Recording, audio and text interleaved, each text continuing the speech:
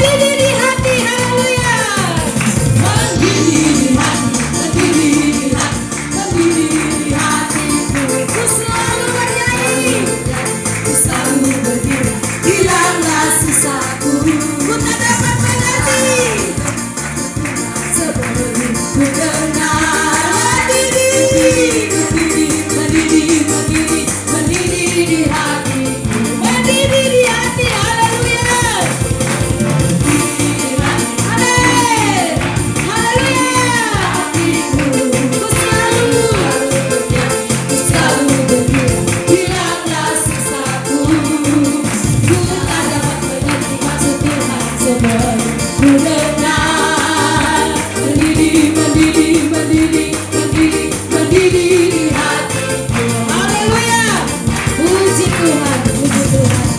Karena itu relakan saya untuk menyampaikan tema khotbah yang hebat pada malam kunci tahun, pada malam hari di tanggal 31 malam tahun 2024 bulan Desember, melangkah maju bersama dengan Tuhan. Sekali lagi, melangkah maju bersama Tuhan itu dan merupakan tema khotbah yang akan kusampaikan padamu pada malam hari ini. Kita lihat satu ayat yang hebat dalam Mika 2 ayatnya yang ke-13. Mika pasal 2 ayatnya yang ke-13. Melangkah maju bersama dengan Tuhan. Mika 2 ayatnya yang ke-13. Kita baca ayat ini secara bersama-sama, saudara duduk saja.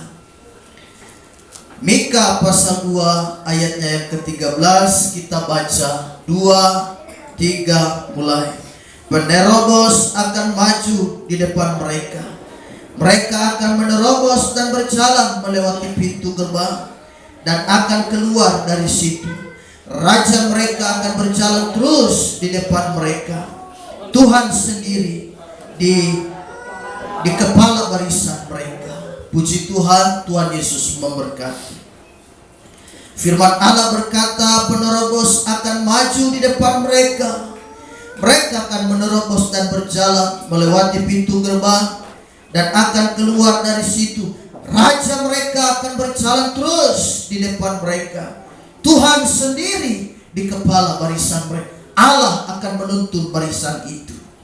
Dan hal itu sudah Allah lakukan waktu bangsa Israel yang diperkirakan 3 juta jiwa yang keluar dari tanah perbudakan tanah Mesir. 430 tahun mereka dijajah di sana. Cukup lama. Allah menjadi semacam guide buat mereka. Allah yang menjadi semacam penuntun bagi bangsa ini. Allah berjalan di depan mereka, menuntun perjalanan bangsa yang banyak jumlahnya ini. Dia di siang hari mereka diberikan alat tiang awan untuk melindungi mereka, menjadi semacam pelindung, sehingga tak kala di panas gurun terik yang mematikan itu, mereka semacam ada payung besar, ada apa? Tiang awan yang melindungi mereka supaya mereka jangan panas.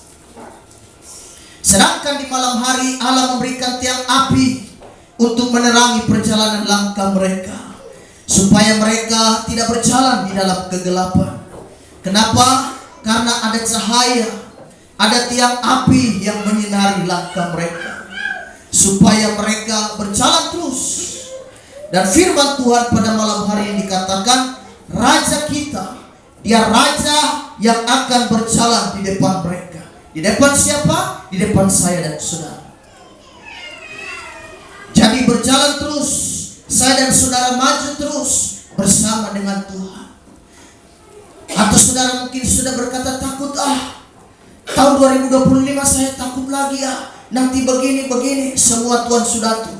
Tiap langkahku diatur oleh Tuhan. Jadi langkah saya dan saudara Tuhan sudah atur. Tidak usah khawatir, tidak usah takut. Dia Allah yang sama yang akan tetap menolong kita.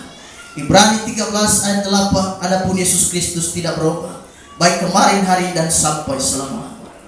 Jadi kalau Dia Allah menolongmu di tahun 2024, Dia Allah yang sama juga akan menolong kita di tahun 2020. Jika 2024 Dia Allah yang memberikan mujizat, maka percayalah di tahun 2025 juga akan ada mujizat yang baru. Jadi tahun yang baru, mujizat yang baru. Kita akan lihat bagaimana pertolongan Tuhan di tahun yang baru. Meskipun sudah banyak prediksi bahwa tahun kedepannya ini akan begini, akan begini, akan begini. Ada yang bilang tahun 2025 katanya itu angkanya adalah sio ular kayu kalau tidak salah. Wah, saya tidak pusing dengan yang begitu-begitu.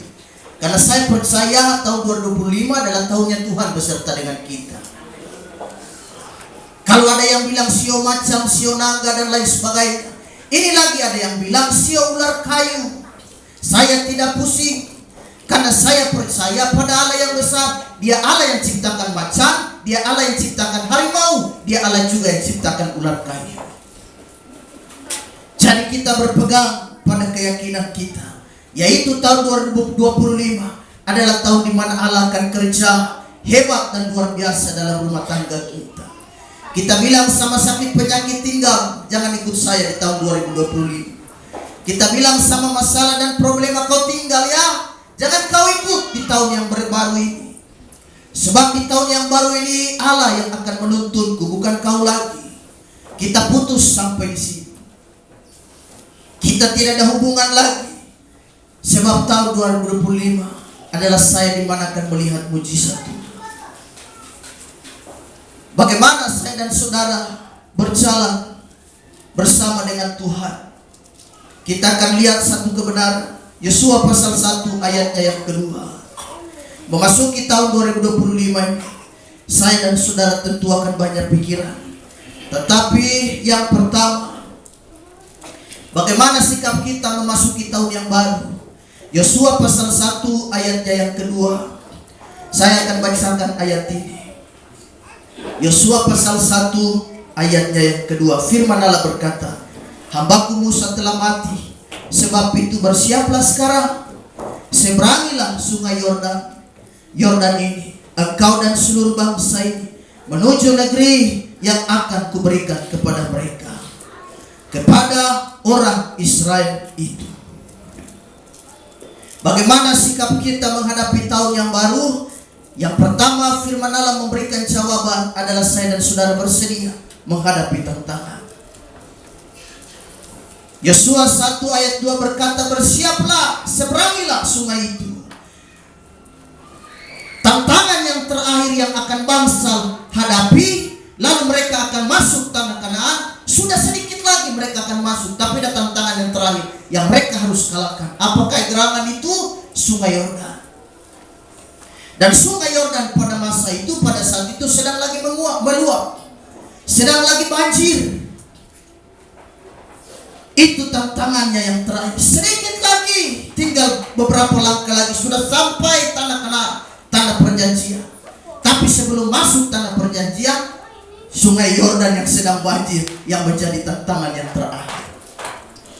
Saya percaya saya dan saudara menghadapi banyak tantangan di tahun ini. Ada banjir-banjir kehidupan yang telah melanda rumah tangga kita. Ada banjir-banjir sakit penyakit yang telah menghantam tubuh kita. Ada banjir-banjir persoalan yang telah membuat saya dan saudara jatuh berkali-kali. Itulah ada banjir dalam hidup saya dan saudara. Jadi Allah berkata, hambaku Musa sudah mati, sekarang kau pimpin bangsa ini, kau seberangi sungai Yordan. Kenapa mereka harus seberangi sungai Yordan? Yosua pasal 3 ayatnya yang ke-15 di sana berkata, Yosua 3 ayat 15 berkata, segera sesudah para pengangkat tabut itu sampai ke sungai Yordan, dan para imam pengangkat tabut itu mencelupkan kakinya ke dalam air di tepi sungai-sungai Yordan itu, haleluya, sebab sampai meluap sepanjang tepinya selama musim menuai. Allah bilang kalian harus seberangi. Rupanya ada musim menuai, ada masa panen, ada musim panen rupanya di seberang sana. Jadi kalian harus cepat seberangi. Kalau kita berhasil melewati tantangan, di depan pasti ada sukacita. Masa panen itu, masa tuaian itu bicara sukacita. Kan orang kalau panen sukacita. Orang kalau panen, wah panen besar-besaran mereka senang sekali. Berbeda dengan orang yang kalau gagal panen, karena tanaman mereka telah dimakan oleh hama ataupun dirusak oleh apapun itu. Jadi panen bicara tentang ada sukacita. Tetapi sebelum mereka sampai kepada masa panen itu, harus lewati dulu ini sungai Yordan yang lagi banjir. Jadi sebelum saya dan saudara menikmati kasih Tuhan, melihat mujizat Tuhan, saya dan saudara harus lewati tantangan. Ada banyak memang tantangan problema hidup. Kita tidak bisa mengungkapkannya dengan kata-kata. Kalau kita urutkan dari Januari sampai bulan terakhir ini, tanggal terakhir ini, kita tidak sanggup untuk mengungkapkannya. Haleluya, karena kita hanya bisa tertunduk, lalu air mata mengalir saja. Kakak, bisakah kau bercerita tentang nasib hidupmu di tahun 2024 ini? Dia tarik nafas dalam-dalam. Saya tidak bisa bercerita. Disesak di sini, saudara. Terlalu banyak yang saya hadapi. Saya tidak bisa ngomong dah. Terlalu banyak dia numpuk di sini. Itu adalah banjir kehidupan. Tapi saya dan saudara sanggup untuk melewati. Dan kita percaya, terkadang berkat Tuhan itu adalah, terkadang masalah itu adalah semacam dia berkat yang menyamar. Jadi kalau kita hadapi masalah, wah itu kita bilang berkat yang menyamar. Karena di balik masalah pasti selalu ada berkat Tuhan.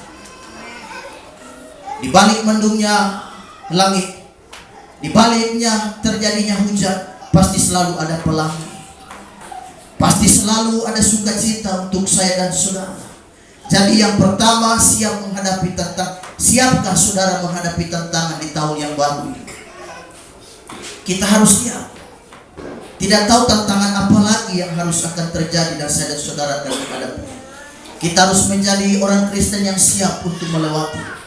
Kita menjadi pribadi yang siap menerobos, siap maju ke depannya. Haleluya. Lebah madu, saudaraku, dia punya badan yang besar tapi sayapnya kecil sekali. Tapi herannya dia bisa terbang tinggi dan dia bisa pergi jauh. Itu lebah madu. Punya badan besar tapi sayap kecil. Satu kali dibikin semacam percobaan. Lebah madu ini dikurung dalam sebuah kotak. Dan kotak ini dimensinya atau ukurannya 1 meter kali 1 meter. Dikurunglah madu lebah ini dalam kotak selama beberapa hari. Setelah itu kotak itu dibuka, kotak kaca, saudara. Setelah kotak kaca ini dibuka, apa yang terjadi? Lebah madu ini dia hanya terbang di sekitaran itu, padahal sudah dilepas itu kotak itu. Jadi hanya 1 meter sesuai ukuran yang telah mengurungnya. Lebah madu tidak bisa terbang jauh, padahal sudah dilepas. Berapa banyak saya dan saudara takut menghadapi tahun 2020 karena kita masih terperangkap, kita masih terkurung di dalam masalah lalu. Kita menjadi trauma. Kita bilang saya tidak bisa untuk melangkah ke sana tahun ini karena kita masih terperangkap di tahun ini, masalah yang ada di tahun yang kemarin. Kita tidak berani mencoba, kita tidak berani melangkah karena kita bilang aku takut, aku sudah trauma. Kita seperti lebah. Kita bergerak hanya di 1 meter kali 1 meter. Padahal dia tidak sadar betapa luasnya dunia ini. Dan kotak kaca itu sudah dilepaskan, tapi dia masih terputar di situ saja. Saya dan saudara masih terperangkap dengan apa? Dengan masa lalu kita. Betul, kita pernah gagal di tahun yang berikutnya, tahun yang lalu, tahun 2020. Kita pernah gagal menikah, kita gagal berumah tangga, gagal, haleluya, membangun hubungan. Bahkan kita gagal juga di dalam berbagai macam pekerjaan, bisnis apapun itu. Kita pernah gagal, tapi bukankah itu harus mendorong kita untuk lebih giat lagi? Jadi saya dan saudara jangan terperangkap, kita maju. Kau pukul dadamu dan maju ke depan, kau bilang bersama Tuhan aku bisa. Bersama dengan Allah aku bisa kok. Orang lain kenapa bisa, lalu saya kenapa tidak? yang baru adalah di mana saya dan saudara mari kita menjadi penerobos. Kita tidak seperti lebah yang terperangkap di dalam kotak kaca yang ukurannya 1 meter kali 1 meter. Sehingga karena dia terbiasa berterbangan di 1 meter kali 1 meter, kotak itu dilepas, dia masih saja terputar di situ.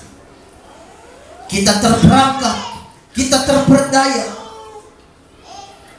Percayalah, tahun 2025 kita akan melihat perkara-perkara ajaib. Kita berdoa, kita akan melihat mujizat Tuhan. Kita mungkin pernah gagal, tidak apa-apa.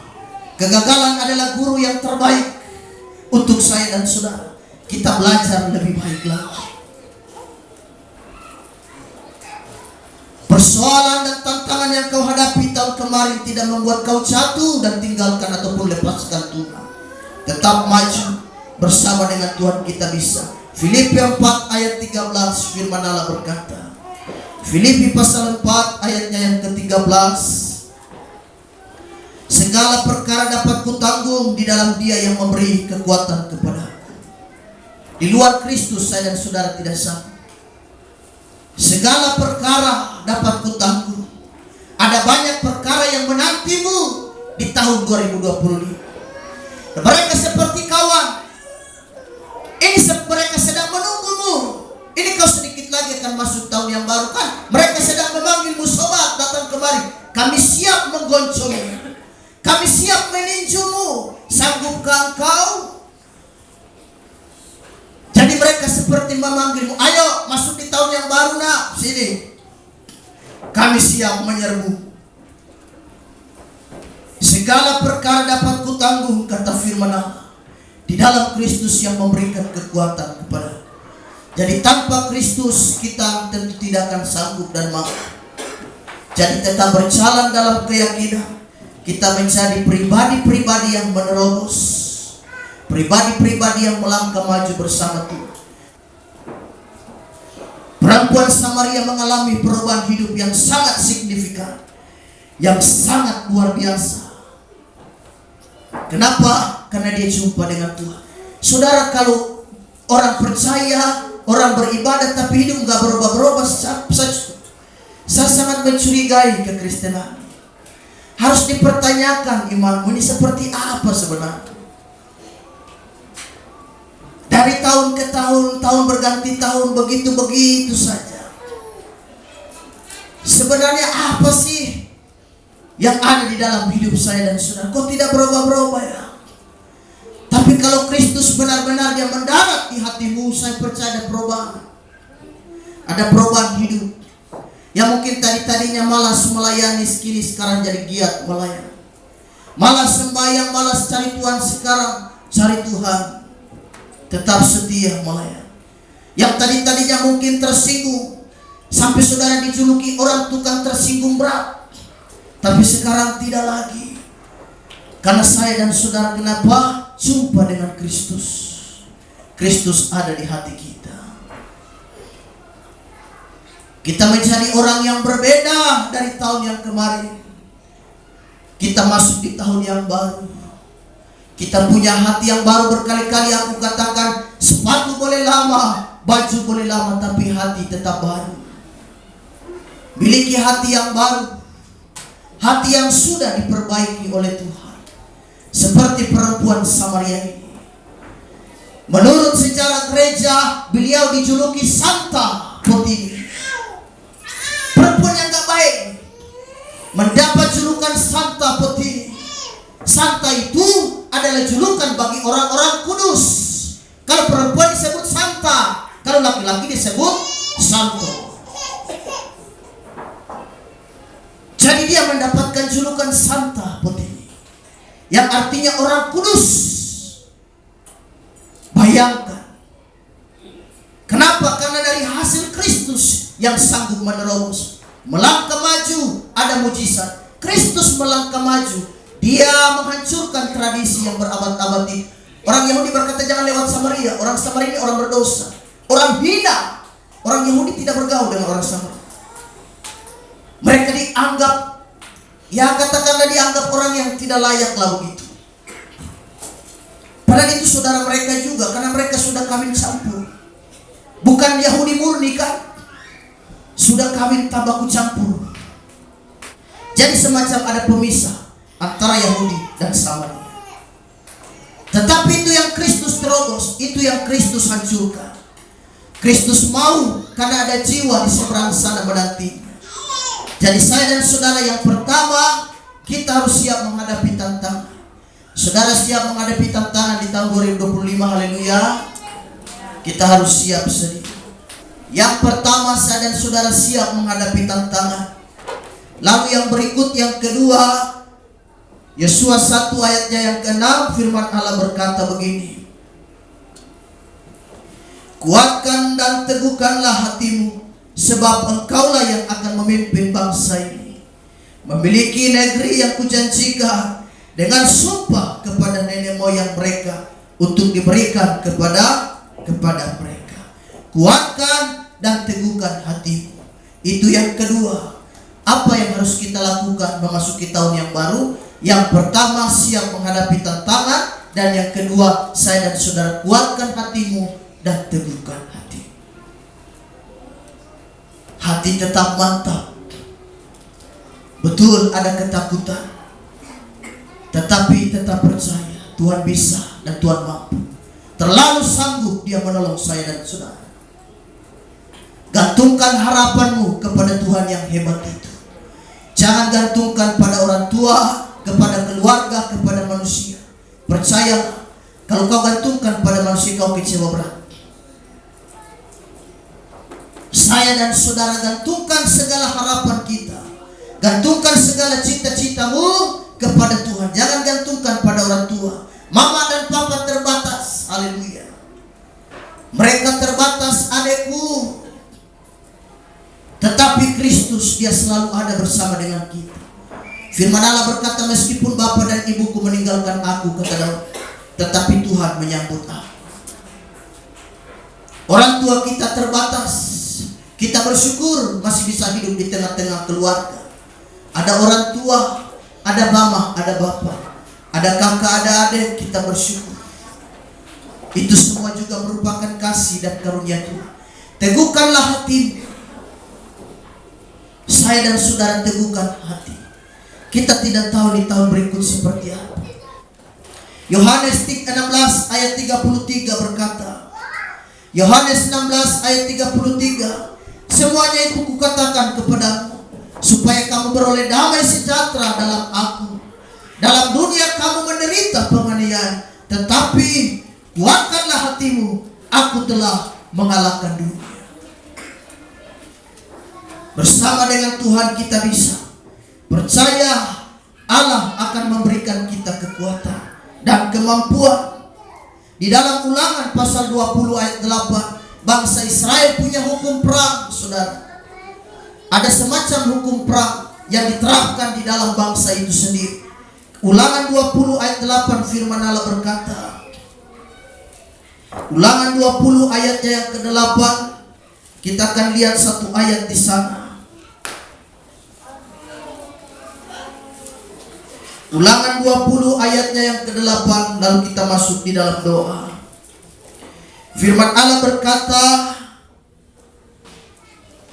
lagi para pengatur pasukan itu harus berbicara kepada tentara demikian, siapa takut dan lemah hati, ia boleh pergi dan pulang ke rumahnya, supaya hati saudara-saudaranya jangan tawar seperti hatinya. Itu hukum perang Israel. Kalau mau pergi perang, Anda tawar hati, Anda kecut hati, kalau lebih pulang. Jangan engkau menyebarkan hal itu kepada teman-teman. Dan ini berbahaya sekali. Kita lihat kalau orang tawar hati itu, kata-katanya nggak jadi berkah. Orang kalau dia itu suka memfitnah orang dan hatinya jahat, kata-kata dan kalimatnya itu nggak jadi berkat. Dan itu bahaya bagi teman-teman yang ada. Karenanya saudara, saya dan saudara jaga hati. Kita jaga mulut, jaga perkataan. Kita akan masuk di tahun yang baru. Orang-orang yang tawar hati, orang-orang yang apa-apa suka kecewa, apa-apa marah, apa-apa dia tidak suka, itu kata-katanya dia bisa mempengaruhi saudara seiman yang lain. Akhirnya Akhirnya dia pengaruhi yang lain, ikut seperti iman dia dan ikut seperti sikap hati. Dan itu jahat sekali di mata Tuhan. Jadi saya dan saudara tetapkan hati, tetap setia melayani Tuhan. Tidak ada yang mustahil bagi Tuhan. Tuhan sanggup menolong saya dan saudara. Kita percaya, saudara tetap imani, Tuhan akan menolong kita. Tetap sukacita. Biarlah sukacita menghiasi wajah.